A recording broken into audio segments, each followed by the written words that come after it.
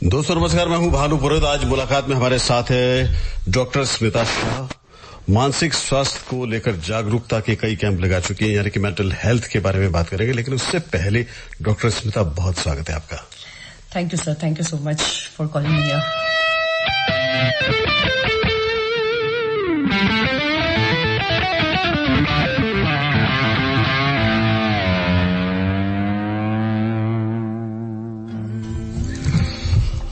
कैसी हैं आप डॉक्टर साहब?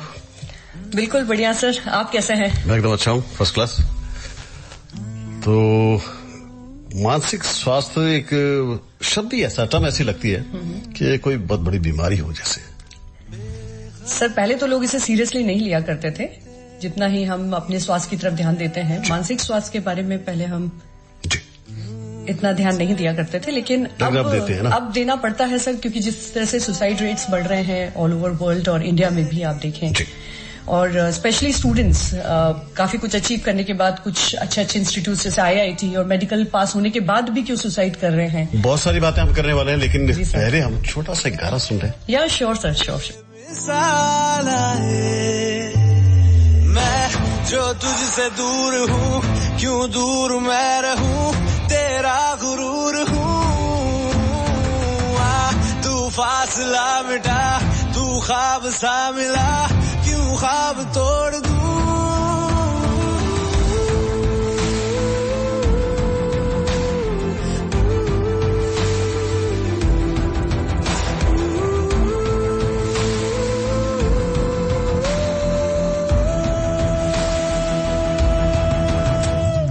बेख्याली में भी तेरा ही ख्याल आए, क्यों बिछड़ना है जरूरी ये सवाल आए। थोड़ा सा मैं खफा हो गया अपने आप से, थोड़ा सा तुझ पे भी बेवजह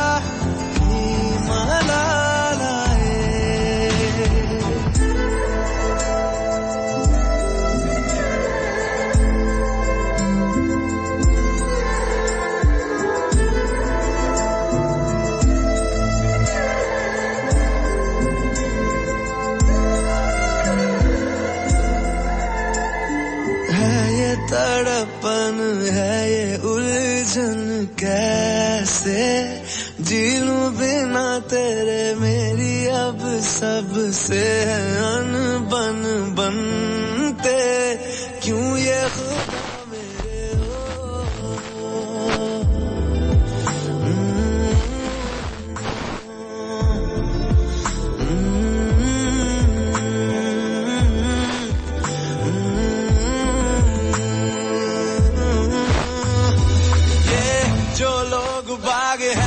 जंगल की आग है, क्यों आग में जलूं। ये नाकाम प्यार में खुश है ये हार में, इन जैसा क्यों बनूं।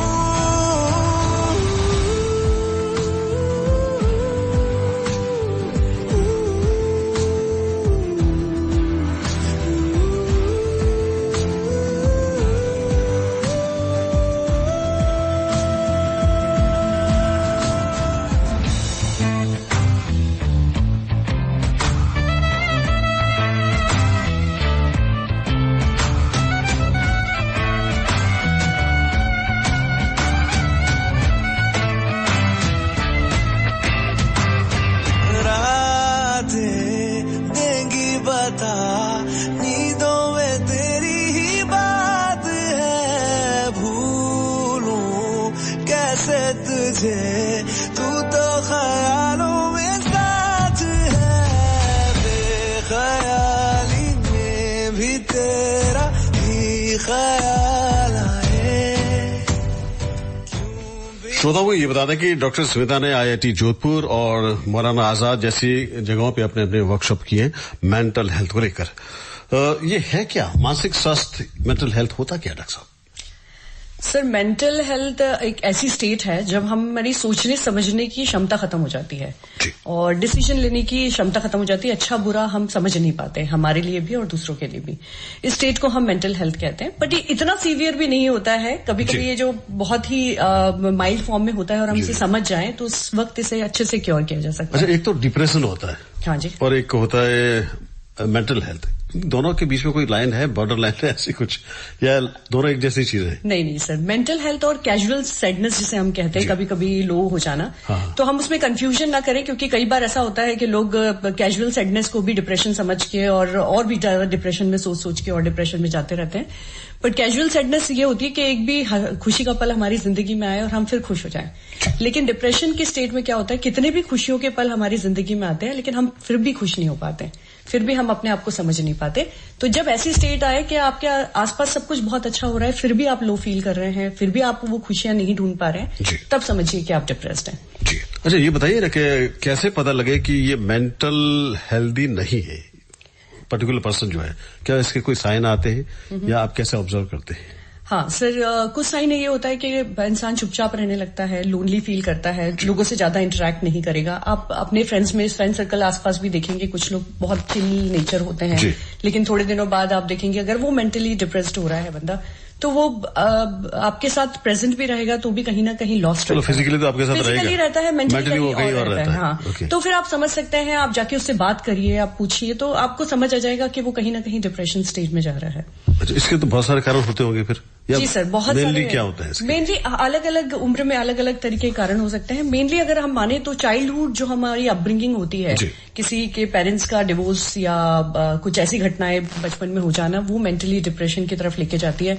या हमारी नौकरी चली जाए, जैसे कोविड में बहुत सारे लोगों की नौकरी चली गई, तो ऐसी जो सिचुएशंस आती हैं जिनको हम हैंडल नहीं कर पाते, हमारे बस में नहीं होती हैं, तब इंसान मेंटली डिप्रेशन में जाता है। खासतौर पर बच्चों की बात करें, इन दिनों जो बच्चे हैं एक तो सोशल मीडिया पे बहुत रहते हैं, पेरेंट्स से थोड़ा दूर हुए, या अभी कोविड के दौरान हमने ये देखा भी है कि बच्चे घर में रह रहे के चिड़चिड़े हो चुके हैं। तो क्या को रिलेवेंसी ऐसी होती है इसमें? सर देखिए, पहले का सेटअप कैसा होता था, हम जॉइंट फैमिलीज में रहते थे, बहुत सारे लोग होते थे, और man is a social human being, मतलब आप सोशल एनिमल मानेंगे इसे।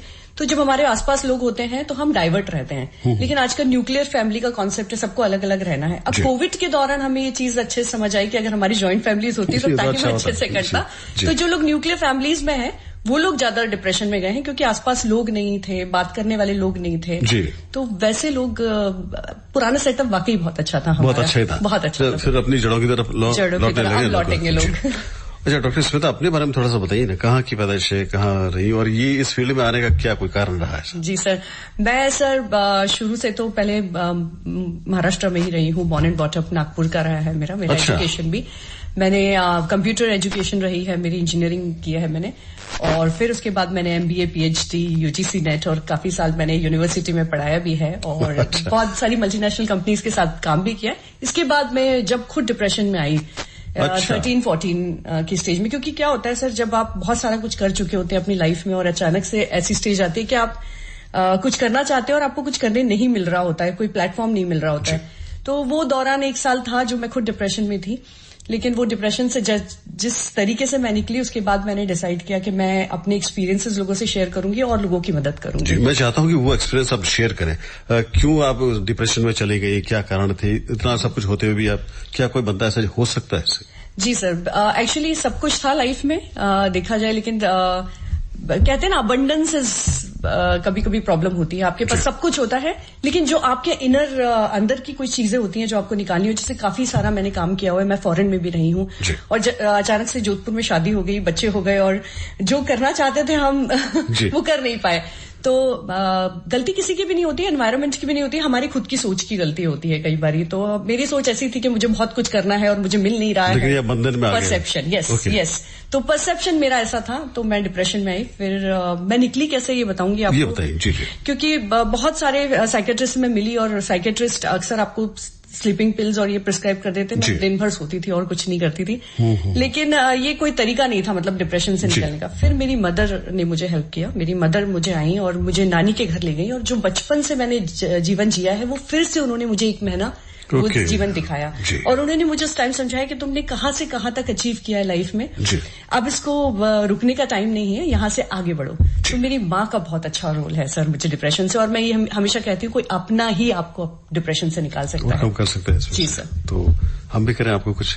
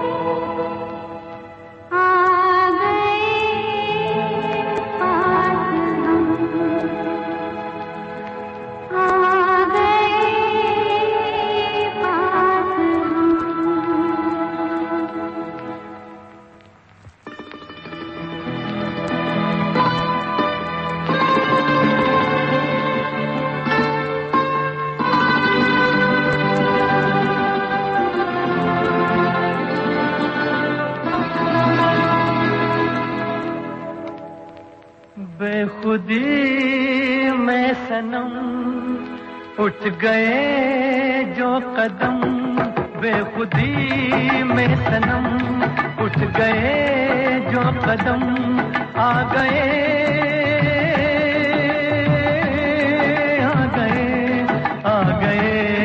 पास हम, आ गए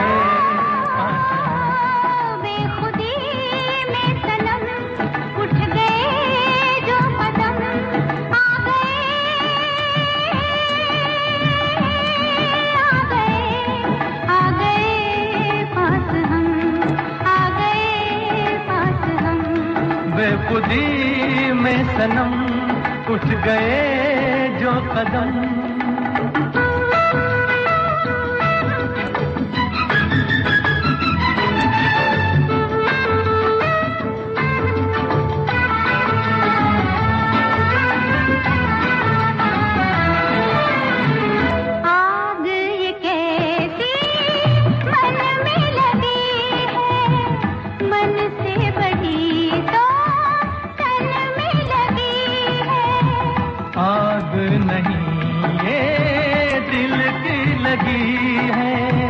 जितनी बुझाई उतनी जली है, दिल की लगी ना हो तो क्या जिंदगी है, साथ हम जो चले मिट गए फासले, आ गए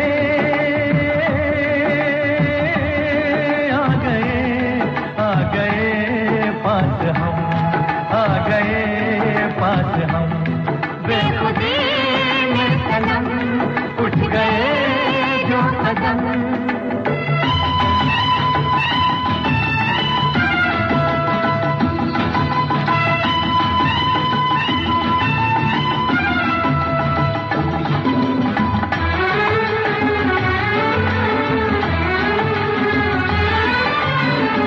खोई नजर थी सोए नजारे, देखा तुम्हें तो जागे ये सारे, दिल ने किए जो दिल को इशारे, मिलके चले हम साथ तुम्हारे, आज खुशी से मेरा दिल ये पुकारे, तेरा दामन मिला प्यार मेरा खिला,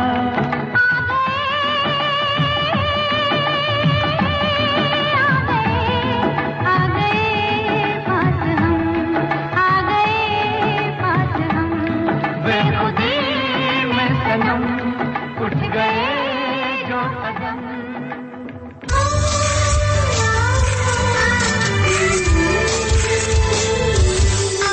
तुम हुस्न परी तुम जानेगा,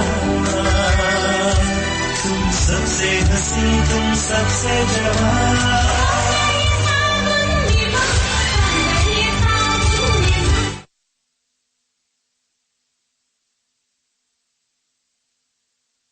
पेनिसिया होम्योपैथी क्लिनिक, बिना साइड इफेक्ट होम्योपैथी से सभी प्रकार के रोगों का इलाज। देश विदेश के रोगियों के जटिल रोगों का सफल इलाज करने वाले 45 वर्षों से निरंतर आपकी सेवा में डॉक्टर महेंद्र पटवा।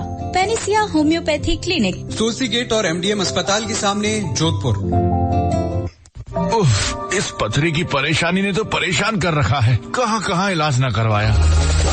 अब चिंता की कोई बात नहीं। गुर्दे की पथरी का सफल इलाज, बिना ऑपरेशन, बिना चीरा, बिना टाके, सीमेंस आधुनिकतम लिथोट्रिप्सी मशीन से। प्रोस्टेट गुर्दा रोग के इलाज हेतु कमला नगर अस्पताल, पाल लिंक रोड, जोधपुर। प्रत्येक गुरुवार को सुबह 10 बजे सुनिए लालजी नर्सरी अंताक्षरी। प्रायोजक लालजी नर्सरी, खोखरिया बेरा, मंडोर, जोधपुर। डिजिटल बैंकिंग का है जमाना, टाइम है बचाना। डिजिटल बैंकिंग है आसान, करो चाहे कोई भुगतान, एनी टाइम एनीवेयर, सेफ है, फास्ट है, हर पेमेंट उंगलियों पे सेट है। लेन देन के हैं ऑप्शंस कई, IMPS, NEFT, UPI भी। 24 घंटे करते ये काम, पेमेंट आसान और रहे आराम। RBI कहता है जानकार बनिए, सतर्क रहिए। अधिक जानकारी के लिए 14440 पर मिस्ड कॉल दें। भारतीय रिजर्व बैंक द्वारा जनहित में जारी। ब्रेक के बाद फिर से आप सभी का स्वागत। मैं हूं भानुपुरत और मेरे साथ doctor Smita Shah. Mental health पे हम बात कर रहे हैं। डॉक्टर स्मिता, 40+ की जो खासतौर पे औरतें होती है या फैमिली होती है, जो हस्बैंड वाइफ दोनों हो सकते हैं, उनके बारे में बात करें। लेकिन उससे पहले अभी जो दौर चल रहा है स्टूडेंट्स का, बड़े तनाव में रहते हैं। हमारे जमाने में तो ये होता था कि भाई बच्चा सिर्फ फेल होता है या पास होता है, पास हो गया था ओके। और अभी तो ये है कि 90+, 95+ या इतनी बड़ी मतलब स्ट्रगल करनी पड़ती बच्चे को, या लगभग 6th या 8वीं के बाद वो हॉस्टल जैसा माहौल मिल जाता है उसको कि अगले एग्जाम की तैयारी कीजिए, PMTA, PETA, जो बच्चा एकदम अकेला हो जाता है। उसके बाद स्ट्रेस रहता है कि अच्छी जॉब का। तो ये जो दौर है, इसमें कितने चांसेस होते हैं कि बच्चा अस्थिर हो जाए? 100% चांसेस होते हैं। ये हमारा सेटअप है, सिस्टम का सेटअप है जी। आप बात समझिए कि हमारा सेटअप ऐसा है कि हम बच्चे को नौकरी ही कराना चाहते हैं, अच्छी ही नौकरी कराना चाहते हैं। बल्कि ऐसा होता है कि बच्चे के अंदर खुद ऐसा कुछ टैलेंट हो कि वो एंटरप्रेन्योर बन के बहुत सारे ऐसे लोगों को नौकरियां दें जो ऐसे स्ट्रगल कर रहे हैं। तो पेरेंट्स का मेंटल सेटअप चेंज करने की जरूरत है। वो अननेसेसरली बहुत ज्यादा प्रेशर देते हैं बच्चों को। हर बच्चे में कोई ना कोई टैलेंट होता है, आप उसको जानिए और उसको उभारिए और उसको प्रेशर मत दीजिए, क्योंकि जो काम हम इंटरेस्ट से करते हैं बहुत अच्छा करते हैं। और पीयर प्रेशर क्या होता है, कई बार पेरेंट्स नहीं भी देते हैं तो जो बच्चों के आसपास के जो बाकी फ्रेंड्स होते हैं, कोई IIT करने गया तो मैं भी करने जाऊंगा, कोई मेडिकल में जा रहा है तो मैं भी मेडिकल में जाऊंगी, बल्कि उसका इंटरेस्ट नहीं है उस सब्जेक्ट में, फिर भी पीयर प्रेशर के कारण वो डिप्रेशन में आते हैं। तो मुझे लगता है कि पेरेंट्स को और आसपास का एनवायरनमेंट इतना लाइट होना चाहिए और हमें सब फील्ड्स को एक्सेप्ट करना चाहिए। सिर्फ डॉक्टर इंजीनियर आप बन रहे हैं तो ही वो कुछ कर रहा है बच्चा, ऐसा ना सोच के बंदे को हर फील्ड को हमको एक्सेप्टेंस लानी पड़ेगी। हर फील्ड में स्कोप है और सेटअप चेंज करना पड़ेगा। दोनों की क्या भूमिका रहती है इस एज में, खास पर्टिकुलर ये जो स्थिति है, पेरेंट्स क्या रोल निभाए अपने इसमें? बच्चों के लिए चिल माहौल रखें, क्योंकि हमारा काम होता है बच्चे को फाइटर बनाना। पहली बात जो हम प्रॉब्लम करते हैं वो है बच्चों को ओवर प्रोटेक्टिव बचपन में रखते हैं जी। उसको कुछ भी नहीं होने देते हैं, उसको बाहर नहीं निकलने देते हैं, बेटा तू ये मत कर, बेटा तू वो मत कर। फिर इसके बाद अचानक से बेटा इनोवेटिव हो जा। तो जब आपने कुछ करने ही नहीं दिया लाइफ में अभी तक, उसको खुल के हंसने नहीं दिया, उसको खुल के रोने नहीं दिया, अब चाह रहे हो कि वो अब अपने हिसाब से एक इनोवेटिव पर्सनैलिटी बन के उभरे, तो आपने तो अपब्रिंगिंग ही वैसी नहीं की है। अब इसके बाद आप चाहते हो वो डॉक्टर बन जाए, अब वो इंजीनियर बन जाए, वो साइंटिस्ट बन जाए, कैसे बनेगा? आपने तो उसकी ओरिजिनलिटी बचपन से ही खत्म कर दी है जी। तो वो ओरिजिनलिटी को, यानी कि वो मिट्टी पे खेलने वाली जो टाइम थी वो सबसे बढ़िया थी, वो बेस्ट थी सर। ना उसमें कोई बैक्टीरिया होता था, ना कोई ऐसा कोई एलिमेंट होते थे। अच्छा, अब ये हो गया कि बच्चा जब पढ़ लिख जाता है तो एक अच्छी जॉब के लिए तलाश में रहता है और लग भी जाती है। और यहाँ एक माहौल ऐसा है, खासतौर पे राजस्थान में, कि अच्छी जॉब अगर कहीं है बच्चे की, आपकी या बच्ची की, तो वो या तो बॉम्बे रहेगा, बेंगलोर रहेगा या अब्रॉड रहेगा। और होता यही है, बच्चा वहां चला जाता है, पेरेंट्स फिर एक बार अकेले हो जाते हैं। यानी कि यहाँ से 20, 30, 25 साल पहले अवस्था में, तो वो टाइम भी बड़ा अकेलेपन का होता है। तो इसमें भी प्रॉब्लम क्रिएट हो सकती है, अगर होती है तो इसको हैंडल कैसे करें? सर मैंने ये कहा, सिस्टम का सेटअप चेंज करना है। हर फील्ड को एक्सेप्ट करेंगे कि अगर आपकी एक ग्रोसरी शॉप भी है तो भी वो बहुत बेहतरीन कर सकती है। एक डॉक्टर, इंजीनियर और साइंटिस्ट से ज्यादा कमा सकता है वो बच्चा। तो आप एक्सेप्ट करें कि बच्चा क्या करना चाहता है, आपके साथ रहना चाहता है पेरेंट्स के साथ, तो आप उसको अपनी लाइफ जीने दें, क्योंकि हर किसी को हक है अपनी जिंदगी जीने का। और क्या होता है, हम कई बार अपने बच्चों को अपनी तरफ खींचते हैं कि बेटा तू ये मत कर, बेटा तू वो मत कर। तो मुझे लगता है हमें पेरेंट्स के अपब्रिंगिंग के लेवल से ही काम करना शुरू करना पड़ेगा।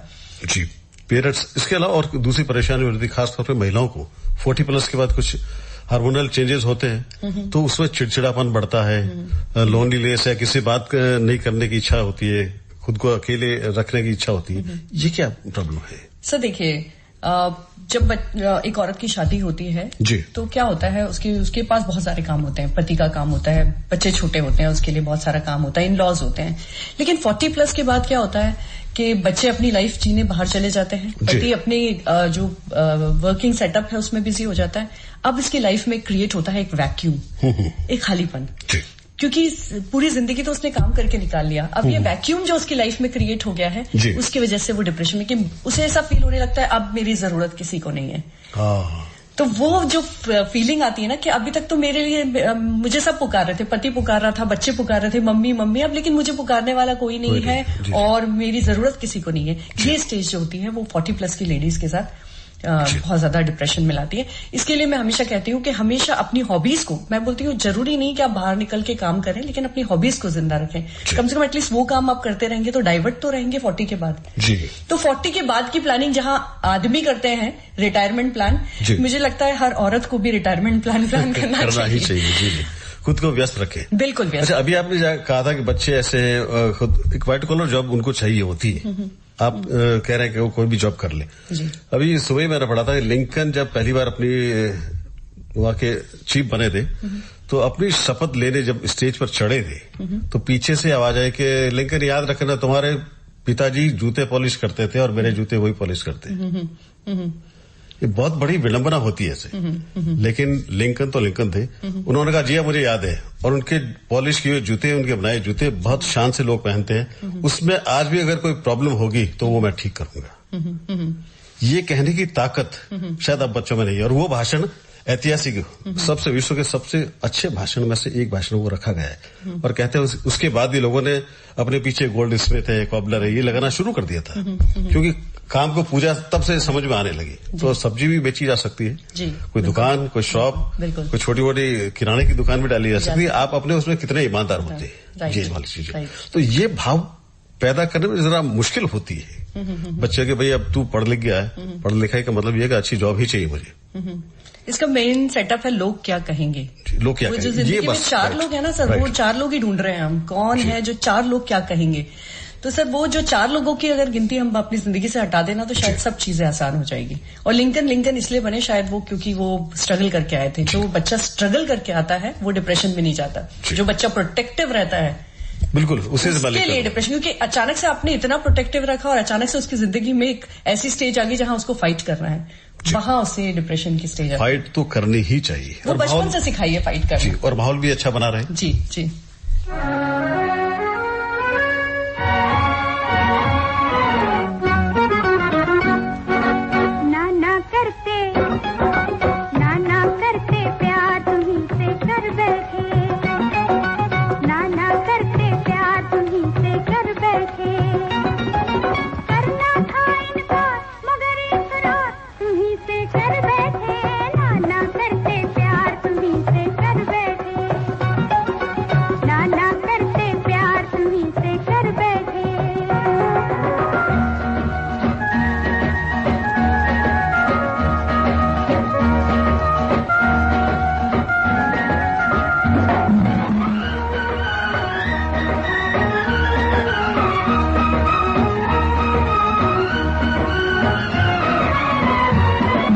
हमको है पता जो तुम्हारी दास्तां थी, होंठों पे तो ना थी, होंठों पे तो ना थी, मगर दिल में आती।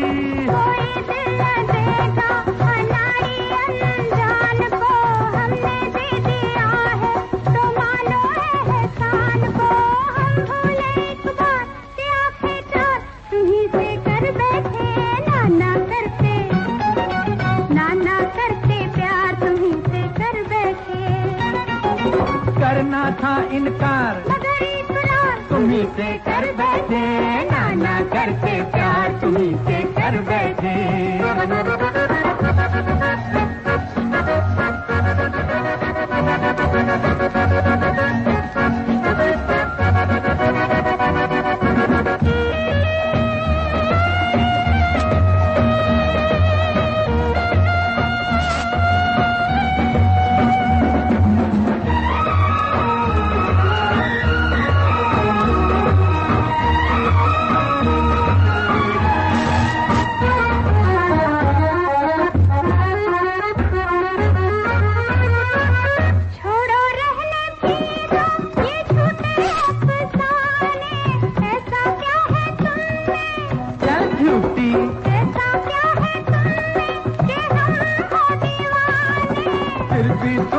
ख्वाबों में आना नहीं छोड़ा, तीर नजरों के चलाना।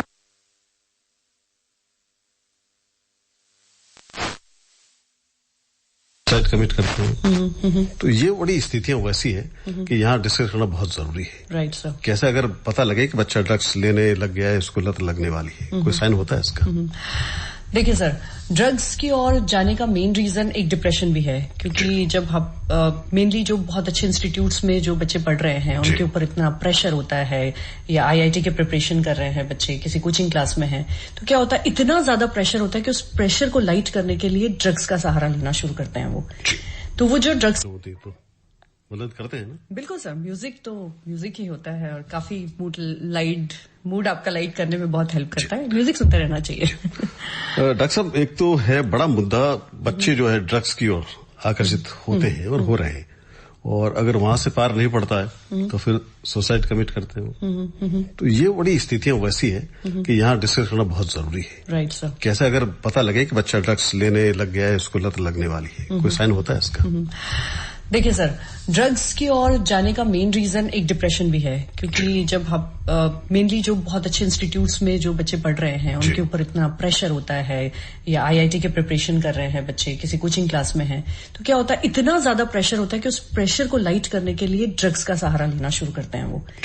तो वो जो ड्रग्स का सहारा कब उनकी आदतों में बदल जाता है उन्हें पता ही नहीं चलता। और ये चीजें अभी बहुत ज्यादा रिसेंटली हमने देखी है कि अच्छे अच्छे इंस्टीट्यूट्स के बच्चे जो हैं वो वीडिंग कर रहे हैं, गांजा ले रहे हैं, और बहुत इजीली अवेलेबल है। आई डोंट अंडरस्टैंड कि इजीली अवेलेबल कैसे है ये मार्केट में, और वो इतनी इजीली अवेलेबल है, लोग उसके ऊपर ज्यादा रिलाई करने लगे हैं। डिप्रेशन से बाहर निकलने का एक रास्ता लोग ड्रग्स को मानने लगे हैं, जो कि बिल्कुल सही नहीं है। इसके बाद इंसान इस लेवल पे पहुंच जाता है कि वो सिर्फ सुसाइड ही कमिट करता है।